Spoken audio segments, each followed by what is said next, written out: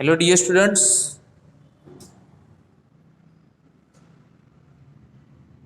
Chapter 7 में बेटा आज का क्वेश्चन है AC voltage applied to an inductor.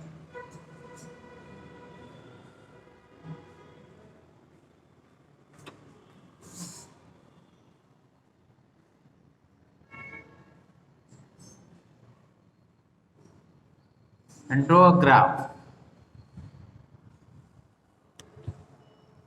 तो जैसे रेजिस्टर को हमने एसी वोल्टेज अप्लाई किया था वैसे ही सेम एसी वोल्टेज जिसका ईएमएफ ई है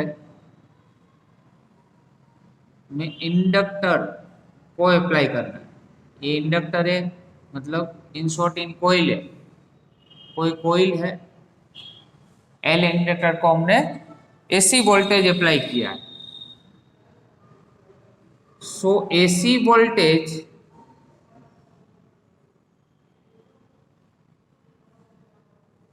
V is given by V is equal to Vm sin omega t is applied to an inductor.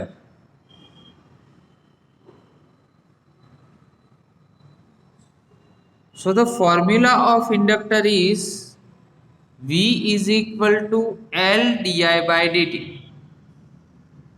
Electromagnetic inductance में इंडक्टेंस का फॉर्मूला देखा था हमने, V is equal to L di by dt।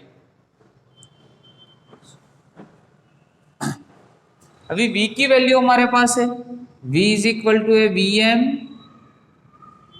Sign omega t L di by dt।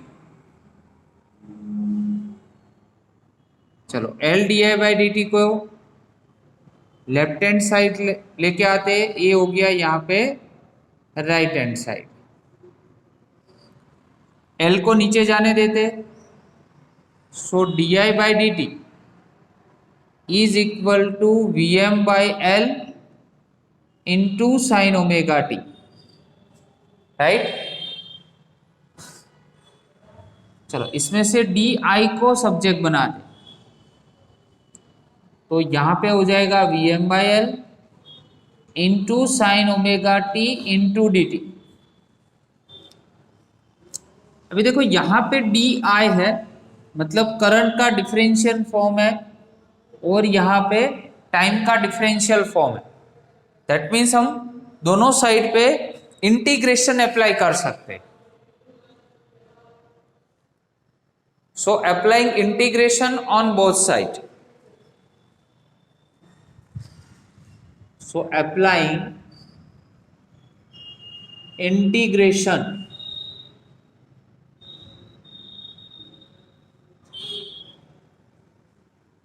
on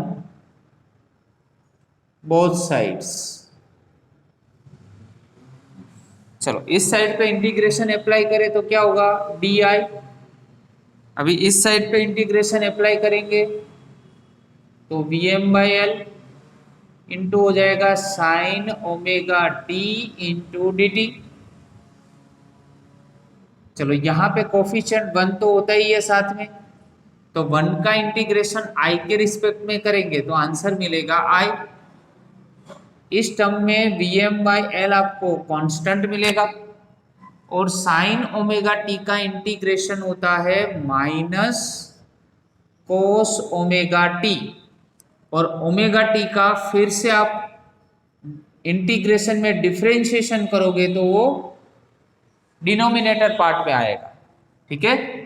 so I is equal to Vm divide by omega L, और bracket में क्या होगा, minus cos omega T, right.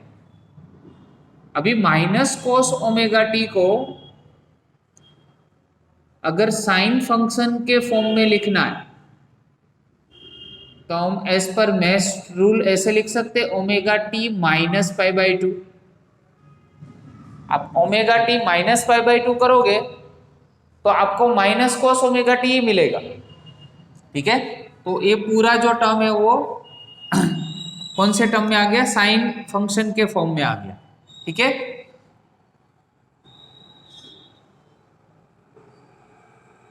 तो Vm और जो omega L है इस term को हम बोलते हैं एक्सेल, और यहां पे जो एक्सेल है इसको बोला जाता है इंडक्टिव रिएक्टेंस। क्या होता है, इंडक्टिव रिएक्टेंस। जैसे डीसी सर्किट होती है उसमें रेजिस्टेंस होता है, वैसे ही यहाँ पे एसी सर्किट जो है उसमें क्या होता है, रिएक्टेंस होता है। ठीक है, x l is equal to omega l, इसको हम क्या बोलेंगे, इंडक्टिव रिएक्टेंस। मतलब आप यहाँ पे एक्सएल भी लिख सकते हो, राइट। तो ये Vm बाई आर जैसा फॉर्म हो गया। इस टर्म के प्लेस पे हम क्या लिख सकते हैं, तो I is equal to a हो गया i M sine omega T minus pi by two. चलो, एक करंट का फॉर्मूला आ गया। हमारे पास एसी वोल्टेज का फॉर्मूला तो कौन सा था, तो कि भाई V is equal to v m sine omega t था। बट करंट का फॉर्मूला, इतना वोल्टेज जब अपने इंडक्टर में अप्लाई किया तब आपको करंट कितना मिला, I is equal to I M sine omega T minus pi by two. So इस टर्म के अकॉर्डिंग हम लिख सकते हैं करंट I lags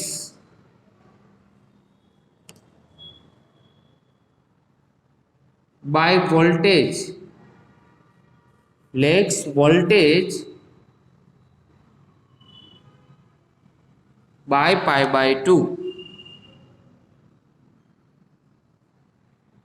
देखो यहां पे जो आपको फेज दिया है वो ओमेगा टी है, बट यहां पे फेज कितना है, omega T minus pi by two.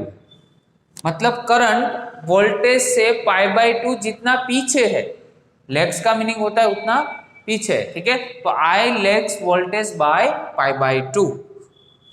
तो अभी इसका अगर ग्राफ ड्रॉ करना हो, जो हम फेजर डायग्राम के फॉर्म में ड्रॉ करते हैं, तो वो कैसे करेंगे,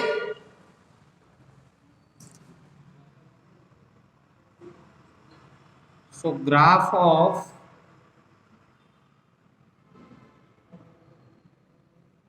voltage and current।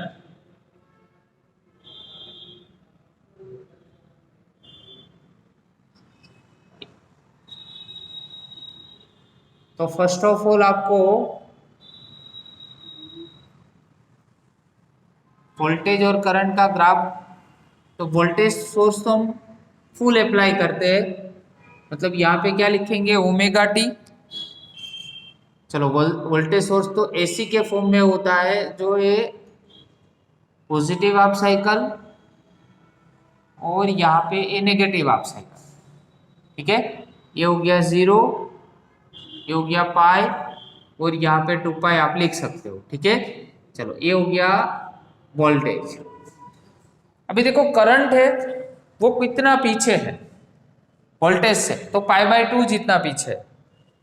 तो देखो ये टोटल 2 पाई है, ये पाई होगा तो पाई का हाफ कितना होगा, पाई बाई 2, और यहाँ पे हम कितना लिखते हैं, 3 पाई बाई 2। तो करंट पीछे है पाई बाई 2 जितना, दैट मीन्स अभी उसका ग्राफ यहाँ से स्टार्ट होगा, और पास कहाँ से होगा, वो पाई बाई 2 में से, क्योंकि पाई बाई 2 जितना वो पीछे है, राइट। चलो, तो फिर पाई बाई 2 अगेन नीचे, और यहाँ पे ऐसे।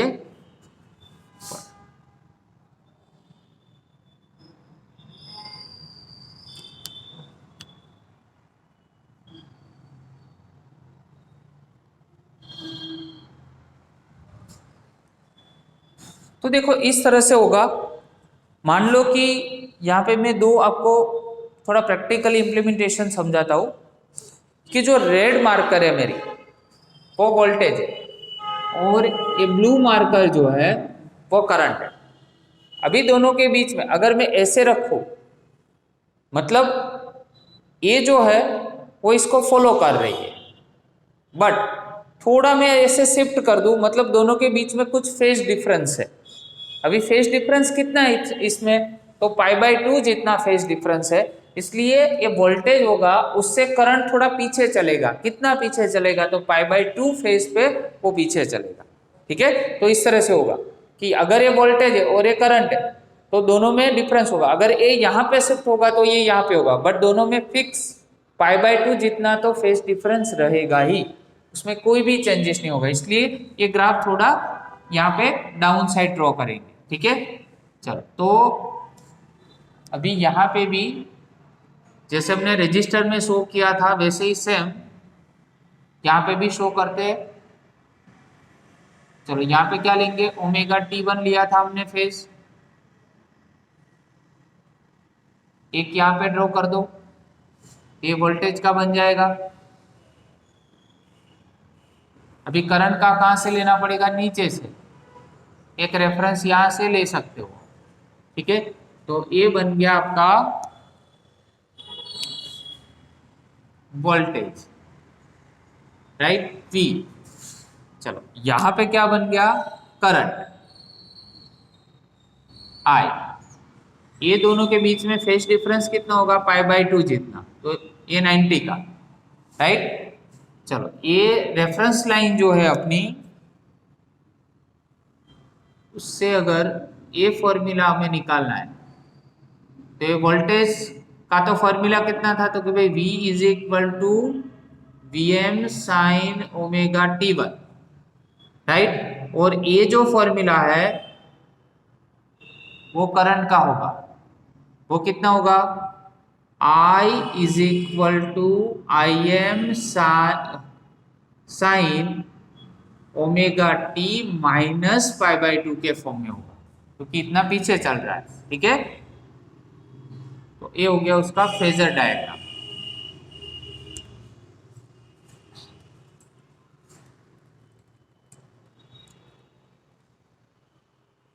ये हो गया ग्राफ और ये फॉर्मूला।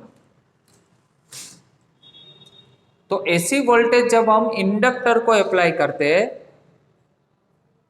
तब हमें वोल्टेज का फॉर्मूला, तो क्योंकि हम ऐसी वोल्टेज अप्लाई करें तो वोल्टेज तो सेम रहेगा, V = Vm sin ω/t, वो तो सोर्स है अपना, और इसके अकॉर्डिंग इसमें करंट कितना फ्लो होगा, तो I = Im sin ω/t minus π/2 जितना करंट फ्लो होगा, जिससे हम बोल सकते हैं कि करंट जो है वो वोल्टेज से कितना लेग हो रहा है, π/2 जितना एंगल लेग हो रहा है। दैट मीन्स इससे यहाँ पे इतना शिफ्टिंग आपको ग्राफ में मिलेगी, राइट।